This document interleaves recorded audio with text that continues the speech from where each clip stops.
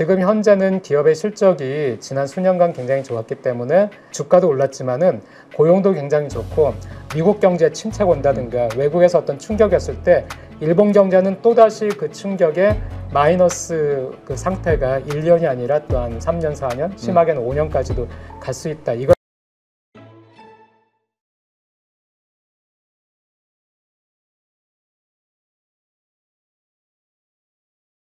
그러면 저는 여기서 나올 수 있는 뭐 생각은 뭐 당연한 얘기겠지만 그 일본에 있는 뭐 글로벌 제조업체 입장에서 이중 온 것 같아요. 임금도 오르지, 그렇다고 임금 오른 거를 가격에 전가는 못하지, 또 관세 때문에 영업이익은 축소될 수밖에 없지. 그러면 필연적으로 제가 드는 생각은 구조조정이라든지 아니면 어떻게 보면 굉장히 쥐어짜는 그런 방식으로 전환하지 않을까, 그런 생각이 보이는데요. 이런 움직임들이 좀 있나요? 그것이 과거에 있었죠. 네. 구조조정이라든가. 네. 지금 현재 일본은 분위기는 좋고 사회는 안정돼 있어요. 그러니까 제가 일본에서 그 관세 협상을 했을 때 네. 엉성한 것들이 있고 네. 저도 보면서 그 장관이 다시 귀국해가지고 인터뷰를 하는데 기자들하고 와 엄청 엉성하게 한다. 한국에서 장관이 저랬으면은 정말 엄청나게 그 비난을 받았을 텐데 하는 생각을 하는데 일본 사회에서는 여론이 그렇게까지 비난을 하거나 나쁘진 않거든요. 네. 근데 그게 저는 지금 현재 일본 사회가 안정돼 있기 때문이라고 생각을 하고 안정돼 있는 이유가 고용이 안정돼 있기 때문이라고 생각을 하거든요. 그래서 한번 또 다른 그 지표를 보여드릴게요. 네. 우리가 이렇게 일본에 대해서 모르는 게 많습니다. 그래도 일본에 대해서 많이 시장에 계시니까 네. 많이 아시는 것 같은데요. 그 일본의 니케이 지수가 지금 사상 최대 뭐 네, 이런 얘기를 하고 있는데 네. 지금 빨간 선이 니케이 지수거든요. 네. 그리고 파란 선은 일본의 법인 기업들의 영업이익이에요. 네. 보시면은 법인 기업의 영업이익도 지금 사상 최대예요. 주가랑 같이 움직이고 있네요. 네, 거의 쌍둥이처럼 움직이죠. 예. 그러니까 일본은 또 이게 재밌어요. 법인 기업의 영업이익 혹은 상장 기업의 영업이익하고 니케이 지수가 거의 쌍둥이처럼 움직여요. 근데 지금 니케이 지수가 굉장히 높다는 것은 기업들의 영업이익 아니면 실적이 굉장히 좋다는 것이거든요. 네. 그렇기 때문에 기업들의 실적이 지난 수년간 굉장히 좋았기 때문에 네. 그래서 지난 수년간 대기업을 중심으로 임금이 굉장히 많이 올랐던 거예요. 그리고 또 한국의 한경협, 과거의 전경련이죠. 네. 처럼 일본에서 또 기업들의 그 연합이 경단련이라고 있는데 네. 경단련에서도 몇 년에 걸쳐서 그 자기 회원사들에 대해서 임금을 올려라. 또 5년 올해 1월은 굉장히 재밌었는데 그 자기 회원사에 대한 메시지를 발표하면서 기자회견을 하면서 작년보다 더 열의를 가지고 올려달라. 작년에도 많이 올랐는데 올해도 올려달라. 근데 올릴 수 있는 것이 지금 기업 실적이 굉장히 좋으니까 임금을 올릴 수 있는 여력이 생긴 거예요. 그래서 그리고 또 기업 실적이 고용하고 어떤 관계가 있냐 하면은 뭐 당연히 실적이 좋아지면 고용도 늘어날 수밖에 그렇습니다. 없죠. 네, 예. 말씀하신 그대로예요. 예. 그래서 여기서는 25세부터 34세까지의 실업률하고 기업의 실적은 아까 그래프에서 보신 거하고 똑같아요. 기업의 실적하고 실업률을 보시면은 이건 또 완전히 반대로 움직이죠. 코로나 때 기업 실적이 뚝 떨어진 적이 있었는데 그때는 실업률도 올라가요. 또 2009년 정도에 글로벌 크라이시스가 있어가지고 일본 기업들의 영업이익이 굉장히 나쁠 때 그때도 이 젊은 층의 실업률이 굉장히 높아졌죠. 그래서 지금 현재는 기업의 실적이 지난 수년간 굉장히 좋았기 때문에 그 주가도 올랐지만은 고용도 굉장히 좋고 고용이 좋은 상태이기 때문에 고용이 나쁘다면은 실업자가 굉장히 많다면은 임금을 기업 입장에서는 올릴 요인이 뭐 그렇게 많지 않은 거죠.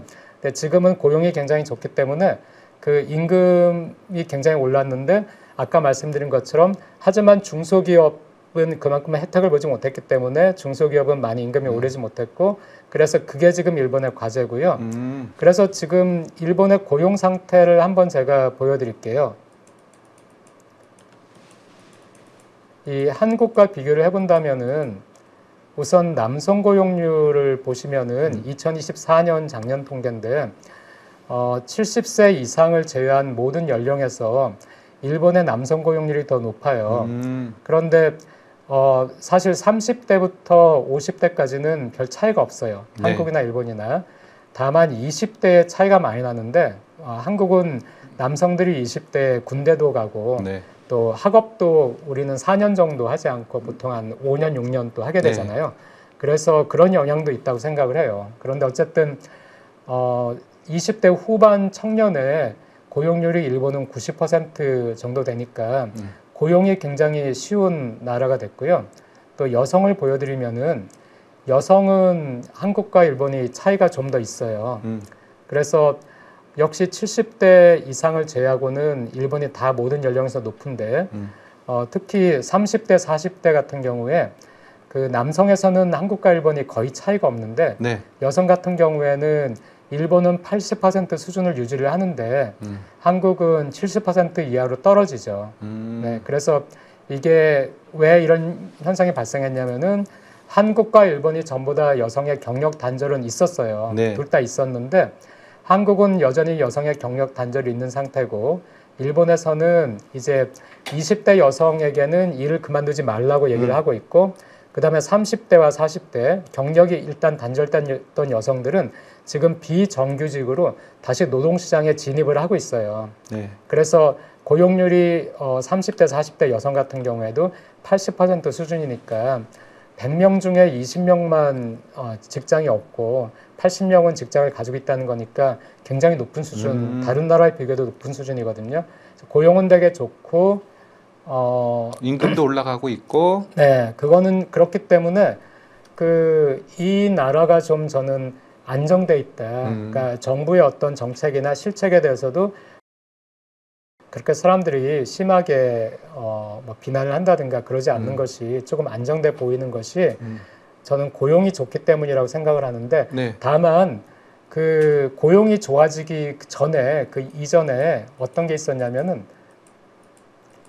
이 임금을 보시면은 지금 이거는 OECD 통계거든요. 2024년에 네. 보시면은 OECD에서는 평균 임금이 한국이나 일본이나 그 평균보다 조금 낮지만은 지금 한국은 붉은색으로 일본은 제가 푸른색으로 그 표시를 했는데 한국이 일본보다 그 평균 임금이 더 높아요. 그러니까 일본은 우리보다 임금이 더 낮은 나라거든요. 네. 그 아까 보셨지만은 일본은 97년이 피크였고 그 뒤로 97년만큼도 오르지 않았다고 네. 말씀드렸는데 그러니까 임금보다 고용을 이 나라는 선택을 한 거예요. 그러니까 이 나라도 굉장히 중간중간에 청년 실업도 굉장히 높았고요. 맞아요. 네, 우리가 보통 아는 은둔형 외톨이, 뭐 히키코모리라고 하는 취업 빙하기, 뭐 캥거루족 이런 것도 패러사이트, 부모한테 기생해서 산다고 해서 패러사이트족 이게 다 일본에서 나온 말이잖아요. 처음에. 네. 근데 그럴 정도로 일본도 청년 고용이 좋지 않고 어렵고 실업이 높았는데 그러다 보니까 일본에서는 정말로 제일 중요한 것은 고용이구나. 특히 청년 고용이구나. 청년이 20대 혹은 30대 초반에 취업을 해서 트레이닝을 받지 못한다면은 40대, 50대가 돼서 일을 하고 싶어 해도 그래도 여전히 갈 수 있는 자리가 많지 않기 때문에 대학을 졸업한 그 청년들에게 취업을 트레이닝을 받을 수 있는 취업의 기회를 준다는 게 되게 중요하다는 것이 사회 전반에 기업과 정부와 노동조합이 다 가지고 있는 인식이에요. 그래서 굉장히 그 청년 취업에 그 우호적이고 그렇기 때문에 고용이 안정될 때까지는 임금을 높이지 않거나 심지어 임금을 깎는 거예요. 그러다가 이제 고용이 안정되고 나면은 그때부터 임금을 올리니까 다시 올리고 고용도 늘려주고. 네네네. 그렇게 지금 하고 있기 때문에 제가 좀 한국 사회에 하나 말씀을 드리고 싶은 것이 지금 20대 남성의 비정규직 비율도 일본 같은 경우에는 꾸준히 유지가 되고 있는데 30% 이하에서 한국은 지금 이미 40% 이상으로 올라가 버렸거든요. 20대 남성의 비정규직 비율이 여성 같은 경우에는 더 심해서 그 일본 같은 경우에는 여성의 비정규직 비율이 오히려 내려왔는데 네. 여전히 남성보다는 높지만은 35%까지 내려왔는데 한국은 지금 한 46%까지 여성의 비정규직 비율이 올라가 있거든요. 네. 그래서 이런 것들이 굉장히 지금 20대 청년들을 힘들게 하지만은 그게 또 문제가 되는 것이 일본의 그 경험을 보니까 20대에 트레이닝을 받지 못한 사람들은 나중에 30대, 40대에 가서도 정부 보조금에 의지를 하게 돼요. 근데 이 정부 보조금을 누가 내야 되냐면은 취업을 한 상태의 사람들이 내게 되는 거예요. 세금이라는 형태로. 그러니까 내가 다행히 취업을 했어도 내 옆에 취업을 못한 동세대 사람들이 많이 있으면은 이 동세대 사람들의 최저 생계 수준은 내가 계속해서 세금을 통해서 보조를 해줘야 되니까 그게 사회 전체를 힘들게 하거든요. 그게 일본이 이제 소위 말하는 잃어버린 뭐 20년 할 때 그때 겪은 거기 때문에 지금 현재 일본은 굉장히 그 고용, 특히 청년들의 고용에 힘을 많이 쏟고 있고요. 그래서 그 청년들의 그 취업자 수 25세부터 29세까지 취업자 수의 변화를 보면은 지난 10년간 인구는 42만 명이 줄어들었는데 비정규직도 36만 명이 줄었어요. 근데 정규직만 48만 명이 늘었거든요. 전환 이런 건가요? 아니요. 이 친구들은 25세부터 29세니까 대학을 졸업하고 이제 처음으로 취업을 하는 거예요. 그러니까 처음으로 취업을 하는 친구들이 과거에 비해서 훨씬 지금 정규직 일자리가 많다는 얘기거든요. 아까도 말씀드렸지만 고용은 전 세대에 걸쳐서 높은 편인데 지금 비정규직은 정년을 하고 나서 다시 또 재취업을 한 그분들이 비정규직이 되고 또 경력 단절됐다가 다시 노동시장에 돌아오는 그 여성분들이 비정규직이 돼서 그 연령이나 성별에서 비정규직의 비율은 많이 늘었지만은 청년에게 간다면은 청년들은 이제 대부분 정규직으로 지금 회사들을 들어가고 있기 때문에 청년은 비정규직이 오히려 많이 줄고 정규직이 많이 늘었습니다. 그러니까 이게 저는 굉장히 그 버블이 끝난 뒤에 잃어버린 20년 동안 힘들었던 나라, 굉장히 정말 저도 1999년에 일본에 그 대학에 부임을 해서 처음에 일본에 갔기 때문에 99년부터 한 2002년까지가 일본에서는 굉장히 안 좋은 시기였거든요. 근데 그 안 좋은 시기를 겪으면서 와, 이 나라 사람들 정말 예민하고 굉장히 그렇다라는 생각을 했었는데 그 뒤에 일본이 그런 걸 극복하기 위해서 우선 고용, 특히 청년 고용에 굉장히 힘을 많이 쏟는 여기에는 노동조합도 굉장히 협조를 많이 해요. 그러니까 노동조합도 이번에 일본의 그 노동조합의 그 단체가 랭고라고 있는데 네. 랭고가 이제 가장 큰 노동조합 단체인데 랭고의 그 위원장이 동양경제라는 신문사하고 인터뷰를 한 걸 보면서 제가 굉장히 느끼는 게 많았거든요. 네. 그러니까 일본이 이렇게 임금이 낮다. 임금이 이렇게 낮은 것은 랭고에도 책임 있는 것이 아닌가. 네, 랭고가 왜 임금 인상을 진작부터 요구하지 못했나 이런 이야기를 했을 때 랭고의 위원장이 동료가 해고돼서 나가는 마당에 임금 인상을 요구할 수는 없었다. 우리에게는 일자리를 지키는 것이 가장 우선이었다. 근데 지금은 이제 일본이 기업의 실적이 회복됐고 일자리를 지킬 수 있기 때문에 일자리를 지키도록 하겠다.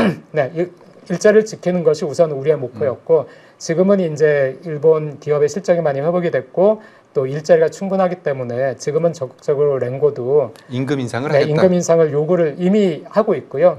근데 또 랭고에서 제가 인상적인 것은 작은 기업이 될수록 노동조합이 잘 결성이 안 돼 있어요. 그리고 또 아무래도 그러니까 노동조합의 단체는 큰 기업 위주예요. 하지만 랭고에서는 이번에 경단련을 향해서 중소기업의 임금이 오르지 않는 것, 대기업의 임금이 많이 오른 것은 우리도 인정을 한다. 하지만 중소기업의 임금이 오르지 않는 것이 굉장히 지금 일본의 문제다. 그래서 중소기업의 임금을 5% 이상 올릴 수 있도록 그거를 위해서는 대기업의 협조가 필요하거든요. 왜냐하면 많은 중소기업이 대기업의 하청기업이에요. 그래서 이걸 위해서 대기업도 협조를 해달라. 중소기업의 임금이 5% 이상 오를 수 있도록 협조를 해달라. 이거를 랭고에서 경단련에다가 요구를 했는데 이 랭고 입장에서는 많은 중소기업들은 자기네 회원사가 아니에요. 아예 노동조합이 없는 경우도 많으니까. 하지만 회원사가 없지만은 노동조합 단체로서의 사회적 책임이라는 거죠. 그래서 중소기업의 그 임금 상승을 위해서 자기들의 파트너가 되는 그 경단련에 대해서 그거를 신경을 많이 써달라라고 얘기를 했기 때문에 저는 이런 일본의 변화가 어려운 시기를 잃어버린 20년을 겪으면서 나름대로 체득한 어떤 교훈이라고 생각을 하기 때문에 한국도 이제 좀 대립하기보다는 이런 식으로 고용을, 특히 청년 고용을 어떻게 지킬 것인가, 늘릴 것인가 하는 거를 많이 신경을 써야 되지 않나 하는 생각을 합니다. 아, 정말 중요한 말씀이신 것 같아요. 저도 한국에서 청년부터 시작해서 지금까지 계속 직장 생활을 하다 보니까 어떻게 보면은 당연하다라는 생각도 했었던 부분인데, 아, 이제는 청년 고용을 다시 한번 떠올리면서 저도 빨리 은퇴하고 제 자리를 청년에게 넘기도록 하겠습니다. 아니에요. 네. 계속 일을 하셔야 되고 네. 일을 하셔야 되는데 네. 다만 정년까지 일을 하고, 일본에서는 정년 이후에 일을 할 때는 자기 임금이 대폭 깎이는 거를 수용을 해요. 네, 그렇게 함으로써 같이 그 상생해야죠. 공존해야죠. 알겠습니다. 아, 깜짝 놀랐습니다. 그만두라고 할까봐. 근데 교수님 얘기를 곰곰이 듣다 보니까 지금 현재 일본 시장에서 가장 큰 적은 저는 인플레이션이 아닐까 생각을 해요. 왜냐하면 인플레이션이 임금 상승률 얼마로 책정될지 모르겠지만, 인플레이션이 임금 상승률을 능가한다면 어찌됐건 명목 그 임금은 떨어지는 건, 실질 임금은 떨어지는 거니까. 그리고 또 관세 때문에 어찌됐건 물가는 오를 가능성이 높단 말이죠. 그러면 이 인플레이션에 대해서 어떻게 일본 정부는 대처를 하고 있나요? 일본 정부가 잘 대처하고 있는 건 없어요. 아, 일단 금리를 올려야 되는데, 아까도 말씀드렸듯이 이런저런 이유로 해서 금리를 확실하게 올리지 못하고 있고, 이제 지금은 뭐 3% 조금 안팎에서 3%도 조금 낮은 수준, 가끔 3% 조금 올라가는 수준, 그 정도로 움직이고 있으니까 아직은 변화를 보고만 있지만은, 만약에 3% 이상의 물가 상승률이 계속해서 지속적으로 유지가 된다. 네. 그런다면은 일본 그 은행 입장에서도 금리를 올리지 않을 수는 없을 거예요. 네. 그리고 금리를 아마 지금 시점에서는 올리는 것이 가장 그 물가 상승률을 그 꺾는 수단이 될 것이고요. 근데 지금 현재는 물가 상승률이 3% 이렇게 되지만, 이거를 계속 갈 거라고 예단하기가 어려운 것이, 일본은 여전히 지금 이 관세 전쟁이나 이런 것 등등 해서 일본 기업의 실적이 꺾일 수도 있다는 생각을 해요. 일본 기업의 실적이 꺾이게 된다면은 그때는 물가 상승도 어려울 것이다. 왜냐하면 전반적인 소득이 줄 것이기 때문에. 네네. 그래서 지금은 좀 보고 있고요. 만약에 일본 기업의 실적이 여전히 유지가 돼가지고 물가가 3% 이상의 그 유지를 한다면, 상승률을 그렇다면은 일본 은행에서는 지금 0.5% 기준금리를 유지할 수는 없을 거라고 생각해요. 알겠습니다. 자, 이제 거의 막바지로 가는 것 같은데요. 그러면 이제 아베노믹스 얘기를 안 할 수가 없거든요. 아베노믹스가 뭐 저금리, 뭐 재정 확대 이런 정책들을 피면서 어떻게 본다면 일본 경제한테 안 좋은 후유증을 남겨놨거든요. 그러면 이런 후유증에서 벗어나기 위해서 최근에 어떤 노력들을 하고 계신가요? 일단 저는 아베노믹스에 대해서 일본 기업들이 2010년대 들어서 구조개혁을 굉장히 많이 했어요. 네. 또 해고도 많이 됐거든요. 아, 그 글로벌 크라이시스 때부터 해가지고 뭐 절, 뭐 소니, 뭐 히타치 이런 굉장히 유명한 큰 기업에서도 대량 해고가 있고 했거든요. 그러니까 그 뒤에 구조조정이 많이 됐는데, 그런데 2010년대에 일본 기업들이 굉장히 어렵고 그래서 구조조정을 많이 하고 했던 그 시기에 대규모 양적 완화를 통해서 금리가 굉장히 낮았고, 맞아요. 그다음에 엔화가 또 굉장히 싸졌고, 네. 한 것이 일본 기업에 도움이 된 것은 사실입니다. 그러니까 일본 기업은 자기네가 구조조정을 해야 되는 굉장히 어려운 시기에 경제 환경은 좋아졌던 거예요. 그래서 저는 아베노믹스를 그렇게 나쁘게 평가하지는 않고, 네. 하지만은 저도 지금 당뇨가 있기 때문에 당뇨약을 먹거든요. 네. 근데 부작용이 없는 약은 없어요. 당뇨약을 먹으면은 당뇨약에 의한 부작용이 생기는데, 그 부작용을 감수하고라도 먹어야 되느냐 하는 거에 있어서는 저는 이제 먹어야 되는 입장이기 때문에 먹고 있고, 당시에 대규모 양적 완화도 부작용을 감수하고라도 해야 됐었느냐 하는 거에 있어서는 저는 한 결과 기업에게 좀 유리한 환경이 조성됐기 때문에 나쁘진 않다고 생각했는데, 어쨌든 부작용이 발생을 했어요. 그래서 그것들이 이제 대규모 정부의 뭐 부채라든가, 네. 아니면 지금의 뭐 물가 상승이라든가, 또 엔이 좀 싸지는 거, 약해지는 건 좋지만은 가끔가다 뭐 150엔이 깨지고 뭐 160엔까지 가면서 이러다 정말로 막 갑자기 엔이 폭락을 한다든가 아니면 아예 외국인 투자가들이 일본 자산을 사지 않는 것, 더 심한 엔의 폭락을 예측한다면은 사지 않을 텐데 그래서 금융시장에 굉장히 큰 혼란이 오는 것은 아닌가 그런 두려움이 생길 정도로 일본이라는 세계에서 세 번째로 큰 나라에서 통화 가치가 폭락할 수도 있다는 두려움이 생길 정도로 한때 몇 번 시장에서 그런 두려움이 있었거든요. 한 정도로 이제 엔화 가치가 약해진 거 그런 것들이 이제 부작용을 할 수 있겠는데 지금 현재까지는 그 부작용을 잘 컨트롤은 하고 있죠. 물가 상승률도 연으로 따진다면은 뭐 3% 수준에서는 유지를 하고 있는 것이고 또 엔화도 지금 150달러당 140에서 150엔 정도면은 일본 기업들이 그거를 막 그렇게 우리가 너무 힘들어라든가 뭐 그렇게 얘기하지 않는 상태이기 때문에 지금은 괜찮은데 지금처럼 계속해서 그렇기 때문에 유지를 해나갈 거를 생각을 해요. 다만 글로벌 크라이시스 때나 코로나 때처럼 일본은 굉장히 취약한 경제이기 때문에 노령화된 경제 그래서 외부의 어떤 타격이 있으면 네 맞습니다. 한국 같은 경우에는 우리도 뭐 코로나 때 한번 GDP가 마이너스 성장했죠. 하지만은 그 이듬해가 되면은 마이너스 예를 들어서 3% 성장을 했다. 그럼 그 이듬해가 되면 플러스 막 4%, 5%가 돼가지고 이걸 다 만회를 해요. 복원력이라고 부르죠. 그렇습니다. 네. 근데 일본은 이미 굉장히 노화한 경제, 힘이 없는 경제이기 때문에 한번 그런 게 발생하면은 그 이전의 GDP 수준을 회복하려면은 보통 한 4년 걸리거든요.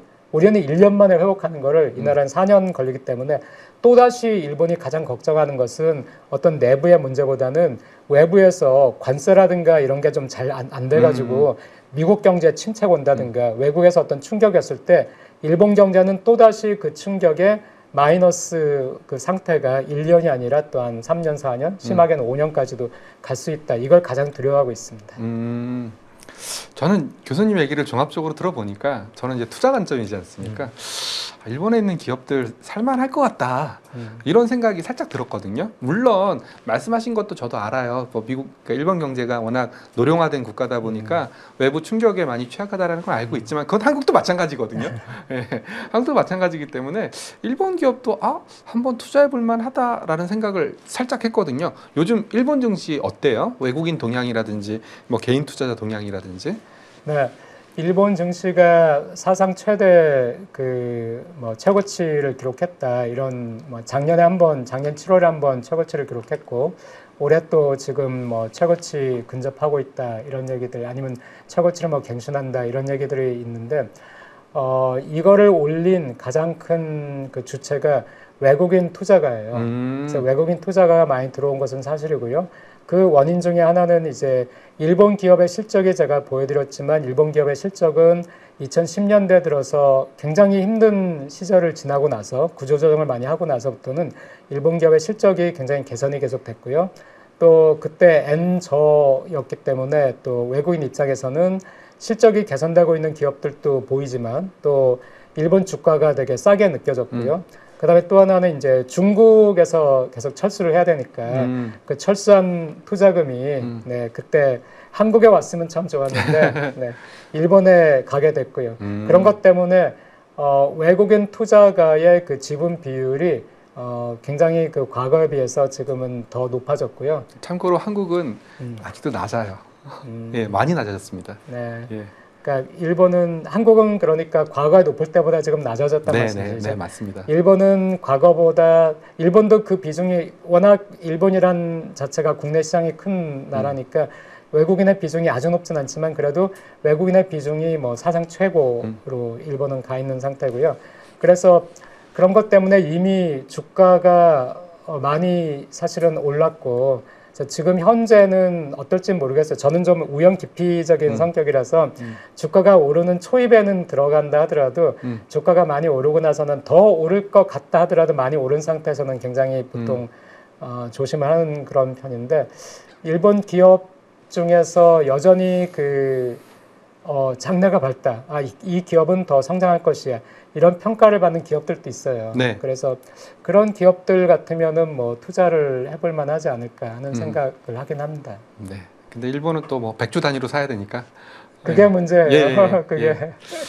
알겠습니다. 좀 마지막 질문을 드릴까 하는데요. 뭐 무슨 질문인지 아마 감이 오실 거예요. 이제 한국 얘기를 좀 드릴까 하는데 일본이 왜 이렇게 주가가 좋냐라는 거에 대한 이면을 뒤집어 보면 일본이 먼저 밸류업 프로그램을 도입했었지 않습니까? 최근에 그거를 벤치마크해서 한국에서도 밸류업 프로그램을 도입했었고 또 주주 가치를 높이겠다. 상법 개정안, 세제 개편안을 통해서 주주 가치를 높이겠다라는 움직임들이 한국에서도 일어나고 있단 말이죠. 그렇다면 이게 좀 효과를 보실 거라고 보세요? 아니면은 그냥 어떻게 보면 좀 일시적인 현상으로 그칠 거다라고 보시나요?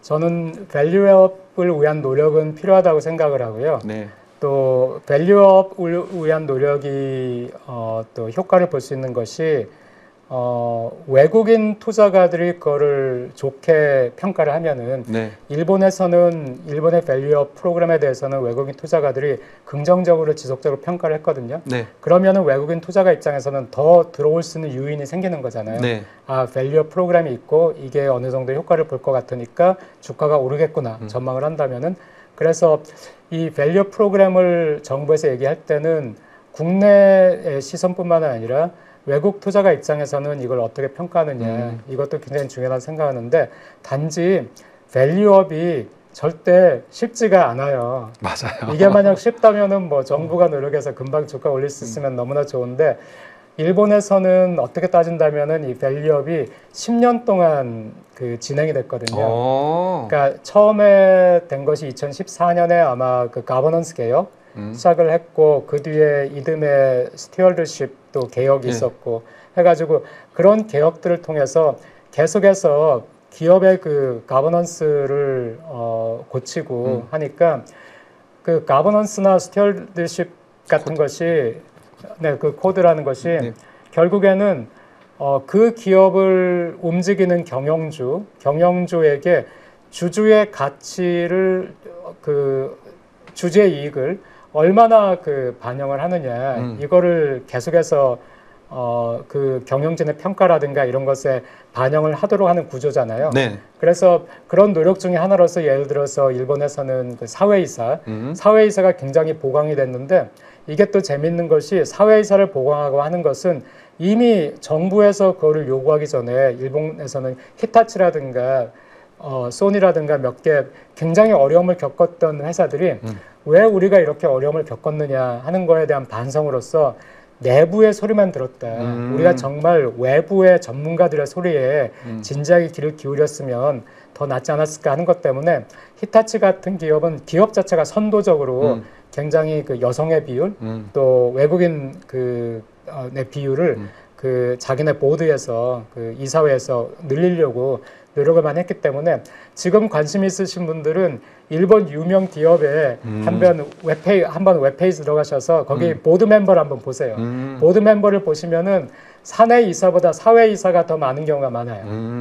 그러니까 지난번에 도요타에서 왜 문제가 좀 있어가지고 도요타 아키오 회장이 그 사죄 기자회견을 한 적이 있거든요. 네. 그 도요타에서 뭐 무슨 검사를 하는데 조금 법을 어겼다 해가지고 굉장히 한번 문제가 됐었는데 그때 재밌는 것이 도요타 아키오 회장이 나서 사죄를 하면서 자기는 나오고 싶지 않았는데 이사회 의결로 네가 나가서 사죄 이렇게 했기 때문에 나왔다. 그러니까 이사회라는 것이 굉장히 강화되고 이사회에 있는 사람들이 전문적이고 독립적인 의견을 개진할 수 있으면은 훨씬 더 경영이 투명해지겠죠. 근데 그런 노력들은 하루아침에 되는 게 아니었기 때문에 10년에 걸쳐서 했기 때문에 최근에 이제 마지막에 좀 막판에 일본에서도 PBR 1 이하인 기업에 대해서는 어떻게 하면 PBR 1 위로 올릴 수 있을 것인가.